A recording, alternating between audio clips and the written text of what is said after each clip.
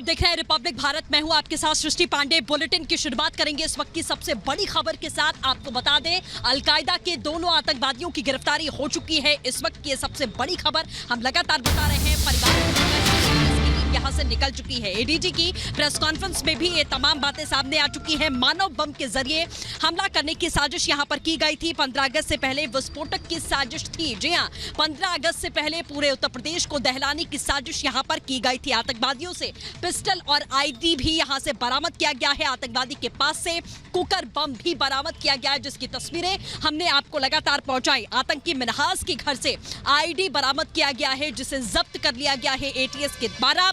एक आतंकी के घर से कुकर बम बरामद किया गया, 2 कुकर बम बरामद किए गए हैं और 7 किलो से ज्यादा बारूद बरामद की गई है। पाकिस्तानी हैंडलर उमर हलमंदी के संपर्क में ये आतंकवादी थे। आतंकी मिन्हाज और मसीरुद्दीन को आखिरकार गिरफ्तार कर लिया गया है और आगे की अब बड़ी कार्रवाई शुरू कर दी गई है, क्योंकि ये बताया जा रहा है कि पाकिस्तानी हैंडलर से इनके संपर्क थे।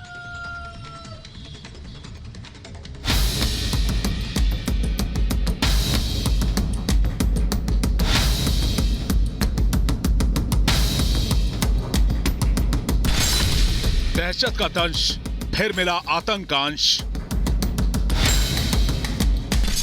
राजधानी लखनऊ में आतंक की फसल। एटीएस ने धर दबोचे अलकायदा के सपोले। एक के बाद एक कमांडोज अंदर और बाहर जाते हुए। आप देखिए, ये बॉम्ब स्क्वाड की टीम है। बॉम्ब स्क्वाड की टीम अंदर जा रही है। 8 दिन पहले यूपी पुलिस को किसी अनहोनी की आहट हुई। बिना देरी किए एटीएस ने आतंक के सपोलों का बिल खोजना शुरू किया। लखनऊ का जो इलाका मीठे आमों के लिए मशहूर हो, वहां आतंक का जहर बोया जा रहा था। एटीएस पूरे के पूरे इनके घर को खंगाल रही है और साथ ही साथ अगर जिस तरीके से इस पूरे अगर ऑपरेशन की बात की जाए तो इस पूरे ऑपरेशन को काफ़ी ज़्यादा गुप्त रखा गया। शुरुआती तौर पर किसी को भी इस बारे में जानकारी नहीं थी और आज ये ऑपरेशन शुरू होने के तकरीबन 2 घंटे बाद लोगों को पता चल पाई कि एटीएस इस तरीके की छापेमारी कर रही है। यूपी एटीएस ने आतंकी छिपे होने की सूचना पर लखनऊ के काकोरी के एक मकान को घेर लिया और यहां से यूपी में सीरियल ब्लास्ट की साजिश बुन रहे अलकायदा के 2 आतंकियों को धर दबोचा। एटीएस की छापेमारी में अभी भी जो तस्वीरें हमने अगर थोड़ी देर पहले की अगर तस्वीरें अगर आपको दिखाएं तो जो टीमें हैं वो लगातार मौजूद हैं और पूरी तरीके से घर को उन्होंने घेरा हुआ है और तमाम अलग अलग चीज़ें बताई गई हैं। ये बताया गया है कि 2 प्रेशर कुकर बम जो कि जिंदा बम हैं वो बरामद किए गए हैं। इसके साथ साथ बम बनाने के 6 से 7 किलो की सामग्री बताई जा रही है कि जो इनके घरों से बरामद की गई। दोनों ही आतंकी अपने काम में माहिर थे, इसके लिए इन्हें पूरी ट्रेनिंग मिली थी, जिसके बाद इनके पास से भारी मात्रा में विस्फोटक भी मिला।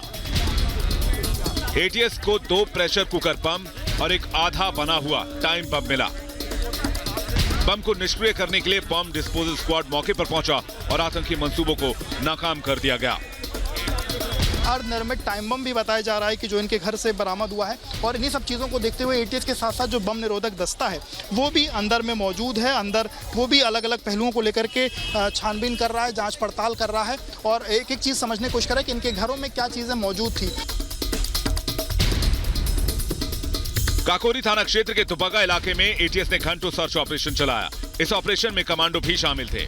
एटीएस को एक मकान में बने गराज में अलकायदा के आतंकियों के छिपे होने की खबर मिली थी। एटीएस ने आसपास के 500 मीटर दायरे में बने घरों को खाली करा लिया। पूरे इलाके को इसके बाद सील कर दिया गया। भारी संख्या है पुलिस बल की।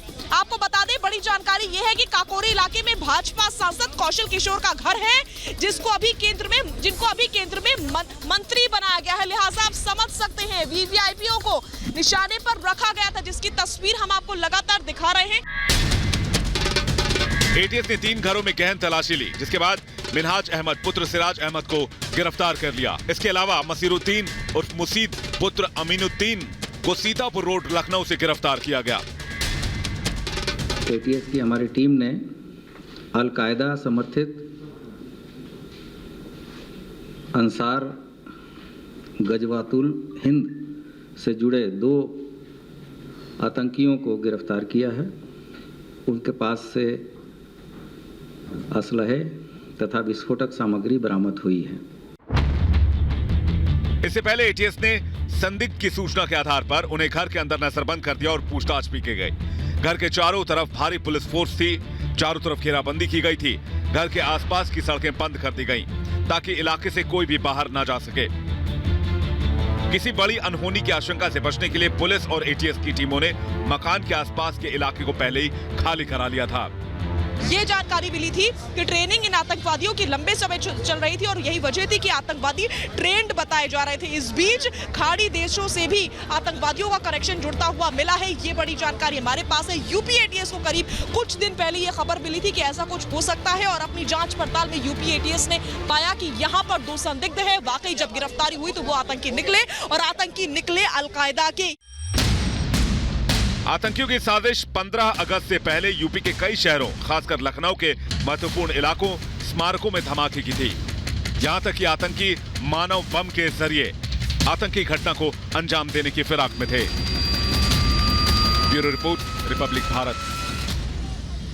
आतंकियों की गिरफ्तारी के बाद से दिन भर सर्च ऑपरेशन चला। घर वालों से भी पूछताछ हुई। करीब 4 से 5 घंटे तक घर वालों से पूछताछ हुई, लेकिन बावजूद इसके एटीएस संतुष्ट नजर नहीं आए। शाम तक हमें ये जानकारी मिली कि घर वालों को एक गाड़ी में बिठाकर ले जाया गया है और उनको एक सुरक्षित स्थान पर भेज दिया गया है ताकि उनको किसी तरह की कोई समस्या, कोई परेशानी ना महसूस हो। इस बीच जानकारी हमें यह भी मिली कि 15 अगस्त से पहले किसी बड़े बम धमाके की प्लानिंग हो रही थी।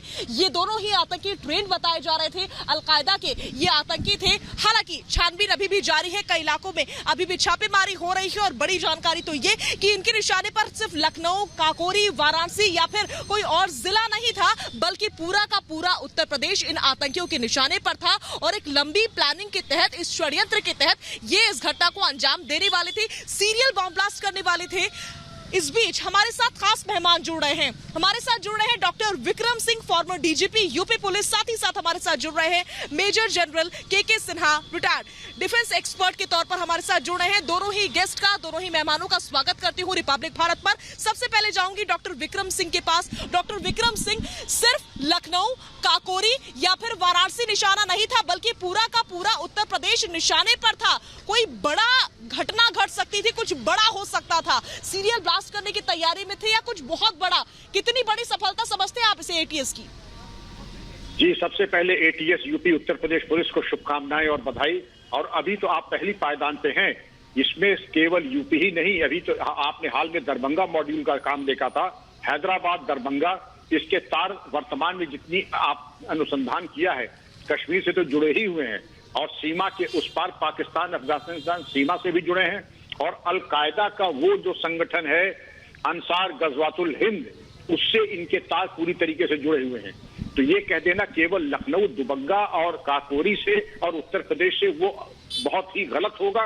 पूरा भारत इस समय इस अलर्ट पर रहने की जरूरत है और इनकी पूछताछ में जो तथ्य आएंगे, आप स्वयं देखिएगा कि अलकायदा कोई लोकल लखनऊ और यूपी का संगठन नहीं है। अलकायदा और इनके जो मंसूबे हैं वो पूरे भारत में जहां इनको मौका मिले, लोन वुल्फ अटैक, विशिष्ट व्यक्तियों पर आक्रमण, भीड़ भाड़ वाले स्थानों पर धमाके और उन तरीकों से प्रस्तुत करना जो कि स्थानीय ग्रोसर और केमिस्ट के यहाँ जो सामान मिल जाए, अमोनियम नाइट्रेट, प्रेशर कुकर आदि।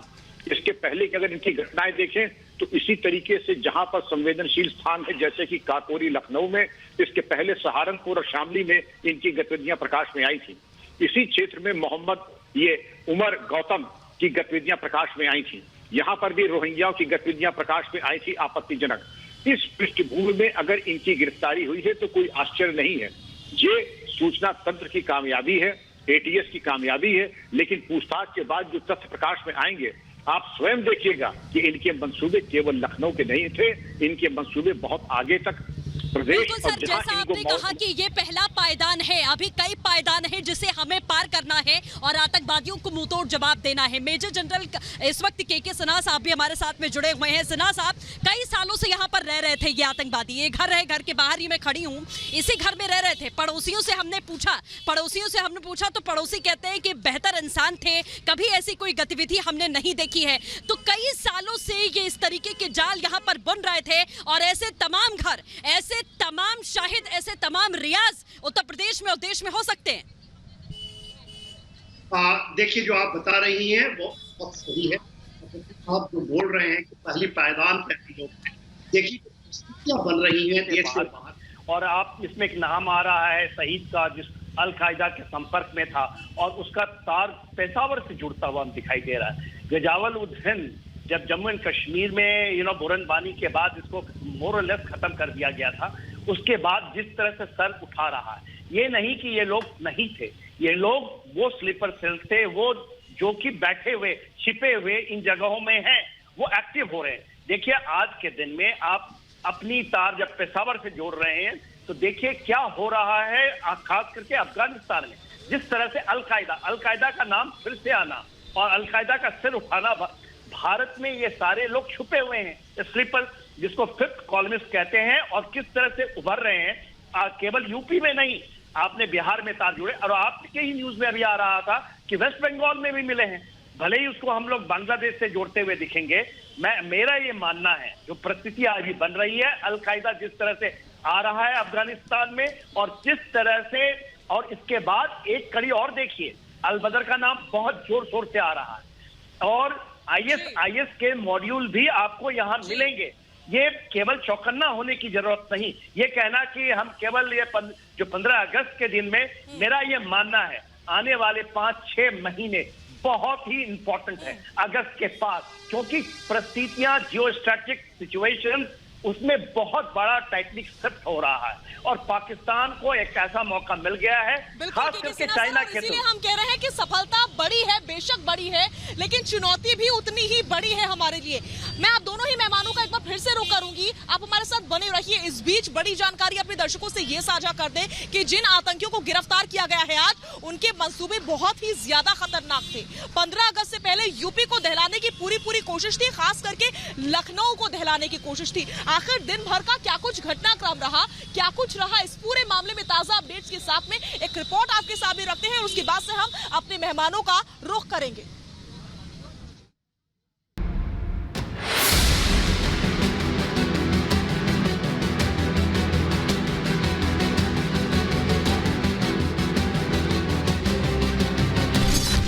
पंद्रह अगस्त पर यूपी दहलाने की साजिश नाकाम। हो सकता था कि 2-4 दिन में भी करते, 15 अगस्त तक भी कर सकते थे। लखनऊ में तैयार किए जा रहे थे मानव बम आदि द्वारा आतंकी घटना कारित करने की तैयारी में थे।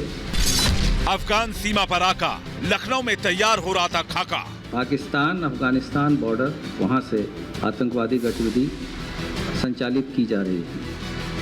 यूपी की राजधानी लखनऊ को दहलाने मानव बम के जरिए आतंकी घटना को अंजाम देने की साजिश यूपी एटीएस ने नाकाम कर दी। राजधानी लखनऊ के भीड़ भरे बाजार, स्मारक और महत्वपूर्ण इलाके आतंकियों के निशाने पर थे। इन लोगों ने उमर हलमंडी के निर्देश पर तथा अपने अन्य साथियों के सहायता से 15 अगस्त के पूर्व उत्तर प्रदेश के विभिन्न शहरों में, विशेषकर लखनऊ के महत्वपूर्ण स्थानों, स्मारकों, भीड़ भाड़ वाले इलाकों में विस्फोट करने, मानव बम आदि द्वारा आतंकी घटना कारित करने की तैयारी में थे। यूपी एटीएस ने उस बड़े मॉड्यूल का पर्दाफाश किया जो सीधे अलकायदा से जुड़ा हुआ था। वो अलकायदा कभी जिसका आका लादीन हुआ करता था। लखनऊ से गिरफ्तार दोनों आतंकी अलकायदा समर्थित अंसार गजवातुल हिंद से जुड़े थे। यूपी में आतंकी गतिविधियां अलकायदा। एक बार फिर से मैं आपके पास लौटूंगी। मैंने जाने से पहले आपसे कहा था कि बेशक सफलता बड़ी है, लेकिन चुनौती भी उतनी ही बड़ी है इनपुट्स जो मिल रहे हैं उसको देखते हुए। 15 अगस्त से पहले किसी बड़ी साजिश को अंजाम देना चाहते थे, कोई बड़ा धमाका करना चाहते थे। क्या समझे हम, कश्मीर से तो कनेक्शन जुड़ ही रहा है कि पाकिस्तान अब तक बाज नहीं आया है। पाकिस्तान से भी जोड़ सकते हैं हम इसे। के सिन्हा सर, बहुत सही फरमा रही है। देखिए पूरी तार पाकिस्तान से जुड़े हुए हैं और ये नहीं है, आपके रिपोर्ट पढ़ लीजिए जो वहां जो ये है प्रदेश के एंटी टेररिस्ट स्क्वाड के प्रशांत कुमार साहब, एडी लॉ एंड ऑर्डर, उन्होंने बताया है और उन्होंने इसकी समीक्षा की है। वो ये नहीं कह रहे हैं कि केवल 15 अगस्त का ही टारगेट है, वो कहते हैं कभी भी, आज कल परसों। और मेरा ये मानना है कि जिस तरह से नाम आ रहा है पेशावर आपको पता होना चाहिए, ये उस जगह है जहां पर अलकायदा के पूरी की पूरी गढ़ है। वहां से तहरीके तालिबान पाकिस्तान, हक्कानी ग्रुप चलता है, वहां से तार जुड़ रहे हैं। हैंडलर वहां बैठा था, आपके नाम पर ही आ रहा है, जो हैंडलर है वो अलकायदा से है। और अलकायदा अपने सर उठा रही है। और ये पूरे विश्व के, खास करके जिस तरह से अमेरिका निकला है अफगानिस्तान से, एक बहुत स्ट्रैटेजिक स्पेस बन गया है। उनके इरादे बहुत बुलंद हो चुके हैं और ये सारे के सारे जितने भी स्लीपर सेल्स हैं जो आप अभी बात हो रही है, ये स्लीपर सेल्स सारे खड़े हो जाएंगे। ये कहीं गए नहीं थे, ये सब यही हैं। वेस्टर्न यूपी की बात आ रही है जहां के अभी सर्च ऑपरेशंस भी चल रहे हैं और आपका वेस्ट बंगाल का नाम आ रहा है, वो वहां से कह रहे हैं कि शायद ये बांग्लादेश, ये सारे के सारे एक्टिवेशन जो आप देख रही हैं, ये एक बहुत बड़ी चेतावनी को, और मैं फिर से आपको बताता हूं, आने वाले समय में और आने वाले कुछ महीने बहुत ही नाजुक और बहुत बड़ी परिस्थितियां हैं। केवल 15 अगस्त को ही टारगेट ना करें, यह कल परसों सबसे शुरू हो सकता है। दरभंगा के जो ब्लास्ट बिल्कुल सिन्हा साहब, सर जैसा आपने कहा कि ये स्लीपर सेल्स हैं जो अब सर उठा चुके हैं, ये सोए नहीं थे। विक्रम सिंह जी इस वक्त हमारे साथ जुड़े हुए हैं लगातार। विक्रम जी, उत्तर प्रदेश में ऐसी घटनाएं पहले भी हो चुकी हैं, कई बार ऐसे ऑपरेशंस किए गए, कई आतंकवादियों को ढेर किया गया, कई मुठभेड़ें हुई, लेकिन जो स्लीपर सेल्स की बात आ रही है, जो सिन्हा साहब ने भी कहा कि ये सोए नहीं है, ये अब उठ खड़े हुए हैं और वर्षों तक ये अपनी भूमिका बनाते हैं, रिहायशी इलाके में रहते हैं, पड़ोसियों को कॉन्फिडेंस में लेते हैं और एक आम जनजीवन व्यतीत करने के बाद में मानव बम बनने के लिए तैयार हो जाते हैं। निसंदेह स्लीपर सेल, जैसा कि उनका नाम स्वयं बताता है, ये स्लीपिंग अवस्था में रहते हैं, डॉर्मेंट रहते हैं, लेकिन जब अवस्था परिपक्व हो जाती है तो ये जब जागरण इनका होता है तब ये क्रियाशील होते हैं। इनका सिस्टम कट ऑफ होता है, क्योंकि मेरा अनुभव है इनको डील करने का, ये बायां हाथ नहीं जानता दाहिना क्या कर रहा है। एक का काम है रेकी करना, दूसरे का स्लीपर सेल का काम है इंग्रेडिएंट्स मुहैया कराना, तीसरे का काम है आपको टेक्नोलॉजी देना, चौथे का काम है आपको नेविगेट करना। और रिमोट कंट्रोल से पाकिस्तान और अफगानिस्तान बॉर्डर से जब इनका हैंडलर आईएसआई या अलकायदा का जब इनको आदेश देता है, तदनुसार ये सब स्लीपर सेल एकत्रित होकर के एक रूप होकर के खड़े करते हैं। स्लीपर सेल का फैलाव और जो इनका बिखराव है, ये एक बहुत ही महत्वपूर्ण और चिंता का विषय है, जनरल के सिन्हा साहब ने कहा। लेकिन हमारी इंटेलिजेंस एजेंसी स्टेट की और सेंटर की दोनों इतनी क्रियाशील है, पारस्परिक समन्वय से इसका सफल अनावरण भी हुआ है। लेकिन अभी इसमें बहुत लंबी यात्रा करनी है, क्योंकि इनकी पूछताछ से जो तार निकल के आ रहे हैं, पश्चिमी उत्तर प्रदेश, बिहार, पश्चिम बंगाल और कश्मीर तक के तो तार बिल्कुल सामने आ ही चुके हैं। इसके अलावा जब बृहद पूछताछ होगी, आपने स्वयं देखा कि आसपास के पड़ोसी कह रहे थे कि ये बिल्कुल सामान्य लोग थे, इनकी कोई गतिविधियां संदिग्ध नहीं थी, ये किसी को आभास और शक भी नहीं हुआ कि इनकी गतिविधियां कितनी आपत्तिजनक हो सकती हैं। यही इनका एक मोडस ऑपरेंडाई है और जो इंग्रेडिएंट्स ये विस्फोटक का इस्तेमाल करते हैं वो स्थानीय पंसारी के यहाँ, स्थानीय ग्रोसर और स्थानीय केमिस्ट के यहाँ मिल जाते हैं। ये कोई चीज पाकिस्तान से नहीं लाते, क्योंकि दिखाते हैं ये होम ग्रोन टेररिज्म है। और उसके मद्देनजर ये स्थानीय उपकरण और कल पुर्जे, प्रेशर कुकर और कील कांटे, अमोनियम नाइट्रेट, आईईडी सर्किट्स और घड़ी आदि लगा करके ये करते हैं, जिसके फुटप्रिंट पूरी तरीके से कश्मीर में हो रहे विस्फोट के आधार पर आप कह सकती हैं कि फुटप्रिंट और फिंगरप्रिंट दोनों मेल खा रहे हैं। सिन्हा सर, मैं आपसे एक सवाल लेना चाहूंगी। सर माफ कीजिएगा, आपको बीच में रुक रही हूँ। के सिन्हा सर के पास जाना चाहूंगी, एक सवाल लेना चाहूंगी। स्लीपर सेल की बात लगातार हो रही है। के सर, आपको याद होगा आज से 3 साल पहले 12 घंटे तक मुठभेड़ चली थी और सैफुल्ला को ढेर कर दिया गया था इसी इलाके में, ठाकुरगंज में। एक बार फिर से कुछ ऐसा ही देखने को मिला है, 2 आतंकी पकड़े गए हैं। अलकायदा की नजर हमेशा और हमेशा से ही उत्तर प्रदेश में रही है और वो नजर आज भी बनी हुई है, इससे इनकार नहीं किया जा सकता। के सर देखिए, बहुत सही बोल रही हैं और जो विक्रम साहब बता रहे थे उनका तजुर्बा बहुत ज्यादा है। देखिए, जो चीजें हैं, ये अलकायदा का नाम ले लीजिए, यही 2 आतंकी, ये आपके इनके तार मिलेंगे जब आप इस्लामिक स्टेट की बात करेंगे, इंडियन मुजाहिदीन हो, ये नाम तंजीमें, ये सब लोग सबके लिए काम करते हैं। इनको कौन जगह देगा और कौन यूज कर लेगा, ये डिपेंड करता है सिचुएशंस में। अब देखिए, जब आपके ही रिपोर्टें जो आ रही हैं कि सोशल मीडिया में टेलीग्राम के ऊपर में जो सईद था, जो इनका एक्चुअल हैंडलर है इंडिया के अंदर में, उसका तार अलकायदा से वो बात कर रहा था और पाकिस्तानी, मेरा ये मानना है कि पेशावर, जब हम बात करते हैं पेशावर, वही ले लीजिए जहां पर अलकायदा का वो कंधार का इलाका जुड़ता है और उन जगहों में इसकी तार जुड़ती है जलालाबाद में, इसकी तार चढ़ती है खैबर पख्तूनख्वा में, इसकी तारें जुड़ती है पाकिस्तान के उन जगहों में जहां से ये संचालित होता है।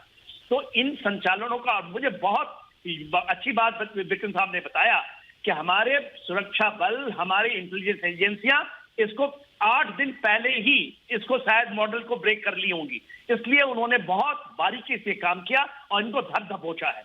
और जरूरत यह है कि इनके तार कहीं जुड़े हों, कहीं पर हों, इनके तारों को अब उसी प्रोएक्टिव ऑपरेशन के द्वारा जैसा कि अभी बता रहे थे एडीजी साहब पहले बेशक मैं आपकी हर बात से इत्तेफाक रखती हूँ, लेकिन आखिर में एक सवाल रह जाता है जिसका जवाब मैं नहीं ले पाऊंगी, लेकिन सवाल जरूर रह जाता है कि स्लीपर सेल का खात्मा आखिर हम क्यों नहीं कर पा रहे हैं। फिलहाल